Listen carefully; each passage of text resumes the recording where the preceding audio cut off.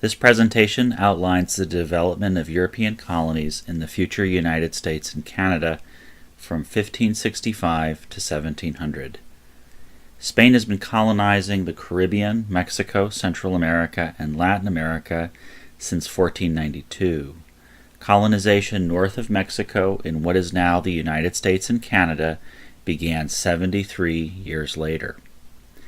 Let's zoom into the future United States and Canada. The Native American language and cultural groups along the Atlantic Ocean from north to south are Algonquian, which includes many nations that extend from Maine and northeastern Canada down the coast to the Carolinas. Souian language speakers are, very interestingly, present in the area of the Carolinas, so there is a linguistic connection between some of these nations here in the south and the Plains people. Below them, in present-day Georgia and Florida, are the Muskogean family of nations, and in the Great Lakes region are the Iroquoian nations. The Pueblo are in the southwest, and it's important to remember that the Spanish will be coming up from Mexico to the southwest. Spanish colonies will be shown in yellow, English colonies in red, French colonies in blue, and Dutch colonies in orange. The date and the monarch of England will be shown in the bottom right-hand corner. Let's begin in 1565. Queen Elizabeth I is the monarch in England. The first successful European foothold above Mexico is the Spanish colony of Saint Augustine, founded in modern Florida in 1565. 1585. Sir Walter Raleigh founds the first English colony in North America at Roanoke Island in future North Carolina. The colony dissolves the next year. 1587. A second colony is established at Roanoke Island under John White. The first English child born in North America is Virginia Dare. We will zoom out for a critical world event that affects North America's colonies. In 1588, the Spanish Armada, dispatched from Spain for the purpose of invading England, is largely destroyed by a combination of the English fleet and harsh weather. The demise of the Armada means that Spain is no longer the most powerful nation in the world, and the Armada's ruin provides England, France, and the Netherlands with opportunities to colonize North America. 1590. John White of Roanoke Colony returns to the colony from England with fresh supplies. However, he finds the colony totally abandoned with only the word Croatoan scrawled on wood, a reference to a local native tribe. We will move back into North America and move into a new century. In 1606, King James I, the same King James who authorized the English Bible bearing his patronage, granted a charter to the Virginia Company and the Plymouth Company to establish English colonies in North America.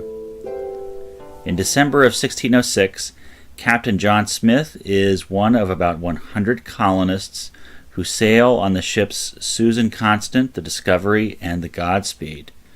In spring of 1607, the ships are off the coast of Virginia. The ships sail up a river, which the crew names after King James, and they found Jamestown. It is important to remember that when Jamestown was founded in 1607, Spanish Saint Augustine has been in operation for 42 years.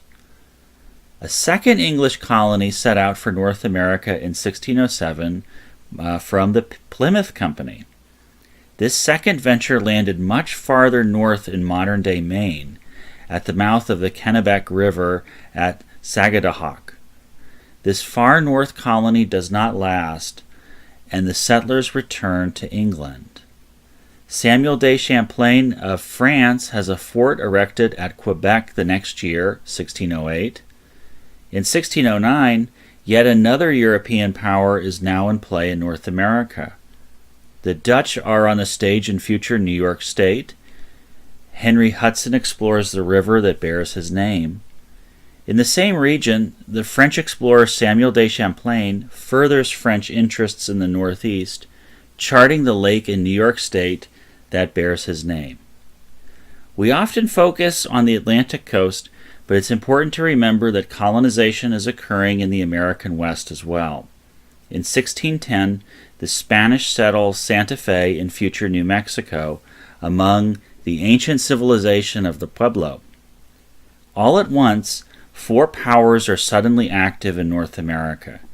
The English have Jamestown in 1607, the French Quebec in 1608, the Dutch on the Hudson River in 1609, and the Spanish at Santa Fe in 1610.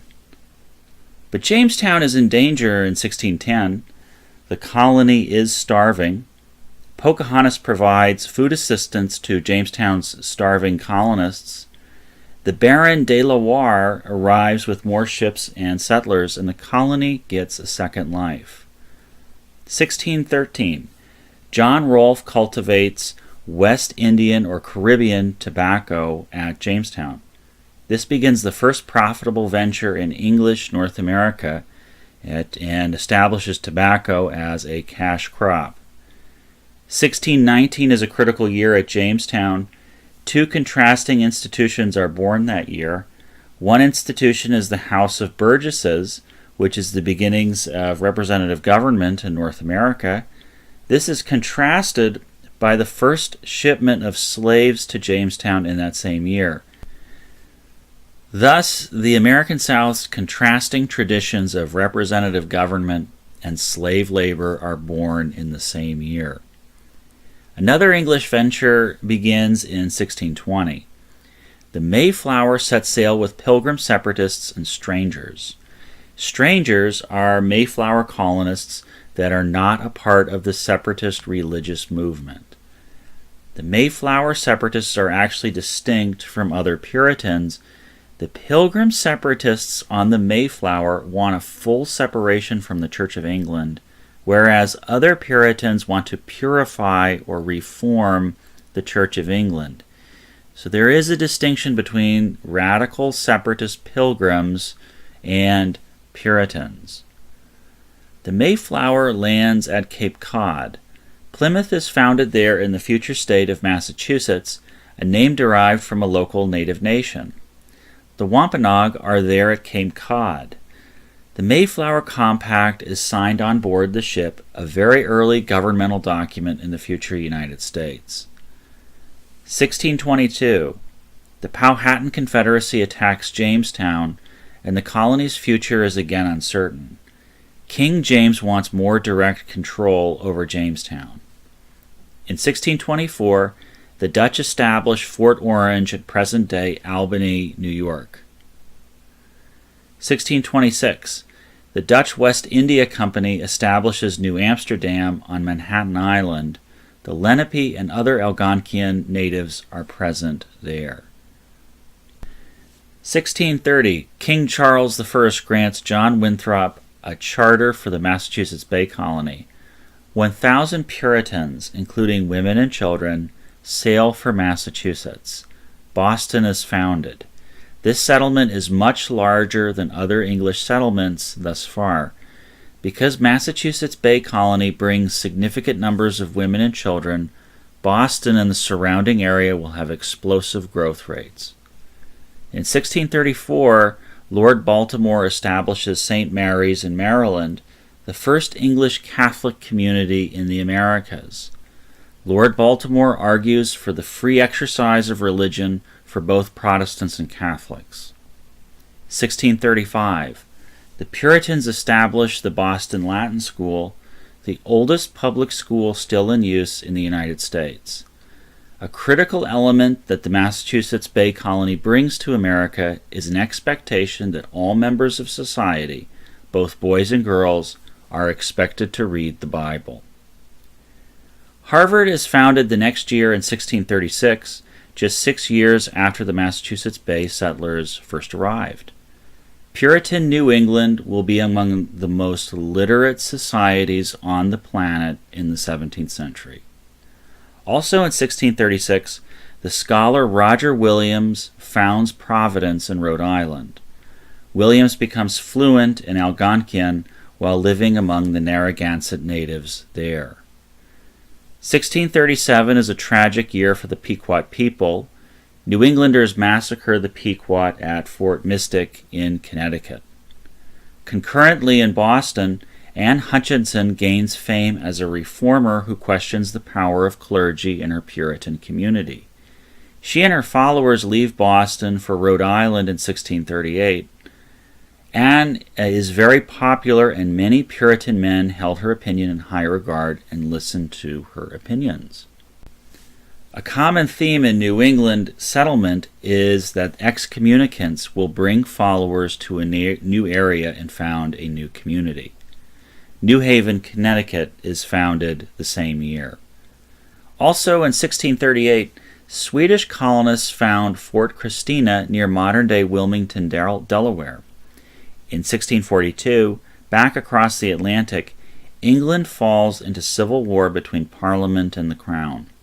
The English colonies developed more autonomy due to the disorder in England. Also in 1642, a French mission is founded at Montreal. 1647, Massachusetts Bay Colony passes the first compulsory education law in the future United States, and Puritan literacy is essentially universal among both boys and girls. In 1649, King Charles I is assassinated, and Parliament's victory over the Crown will result in an England that has no king for 11 years. The English Civil War and the ensuing internal conflict in England means that the English colonies in America are becoming very accustomed to local rule. Also in 1649, the General Assembly of Maryland grants an act concerning religion, or the Act of Religious Toleration, which grants freedom of religion for all Trinitarian churches. 1655, the Dutch assume control of struggling New Sweden in modern Delaware. 1659, Spanish Franciscans establish a mission at El Paso in modern-day Texas. Charles II restores the monarchy in 1660, marking an end to Cromwell's protectorate. Charles II initiates navigation acts to ensure that English colonists are sending raw goods back to England on English ships, discouraging trade with the Dutch or other European powers. This policy is in line with mercantilism, an economic philosophy that assumed a nation could only build wealth if it kept trade within its borders. 1661, the Puritan John Eliot, who has lived among the New England Algonquians, prints the first Bible published in North America. It is in Algonquian. So the first Bible printed in the future United States was in Algonquian. 1664, the English capture New Amsterdam from the Dutchman Peter Stuyvesant. Dutch New Amsterdam is now English New York. Dutch Fort Orange in upstate New York becomes English Albany, and Fort Christina in modern Delaware is also secured from the Dutch for England. England now controls the Atlantic coast from Jamestown to Boston. 1670, Charlestown is founded in Carolina, the new colony named after King Charles. Charlestown will quickly develop a labor system based on large-scale slavery, similar to that employed in the sugar islands of the Caribbean. The cash crops in South Carolina will be rice and indigo. 1671, the French Jesuits found a mission at St. Ignace in Michigan and another mission in De Pere near Green Bay, Wisconsin. In 1673, the French further their interior exploration. Jacques Marquette and Louis Joliet travel from St. Ignace to Green Bay, Wisconsin. They then travel through Wisconsin to the upper Mississippi River and then down the river to Middle Arkansas. Also in 1673, the French establish the fur trading station Fort Frontenac just above Lake Ontario. In 1675, New Englanders are engaged in a full-scale conflict against the region's Algonquian nations. This is King Philip's War, and the Wampanoag leader Metacomet, or King Philip, leads a coalition of nations against the New Englanders. The percentage of the New England native population that are killed in this conflict is simply devastating for these nations. Concurrently with King Philip's War, there is also in Virginia an equally destructive conflict. In 1676, a wealthy landowner in Virginia, Nathaniel Bacon, insists on driving out the native population, while Governor William Berkeley is more committed to fostering stable relations with the natives. Bacon attacks local native groups, and Berkeley names Bacon a rebel. Bacon's rebels cause widespread disruption and even attack Jamestown itself. Bacon dies of a fever, and the rebellion fizzles out. Out west in 1680, the Pueblo people revolt against Spanish rule, driving the Spanish from Santa Fe. 1682, William Penn, holding a charter to start a new colony, founds Philadelphia. Penn also has a religious vision. This Quaker will establish a peaceable kingdom with friendly relations with the natives, and immigrants from other European countries are to be welcomed. Pennsylvania quickly becomes a destination for Germans. Penn's vision of peace and tolerance between tribes, nations, and churches actually survives for almost 70 years. Also in 1682, the French explorer La Salle reaches the mouth of the Mississippi River, as France's water trade empire now reaches from the Atlantic on both sides, from the St. Lawrence in the northeast all the way down to the Mississippi in the south. 1686, the French establish a trading post at Arkansas Post, an early European bastion in the lower Mississippi. The infamous witch hunt craze strikes Salem, Massachusetts, just north of Boston in 1692. Also in 1692, the Spanish return to Santa Fe. However, Spain has learned now that it must cooperate with native nations in order to maintain its holdings in America.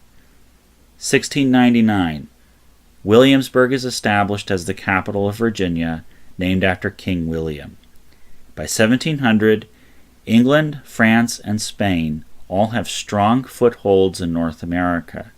The next century will see these civilizations contest with one another over the continent, and struggles that would shape the modern world.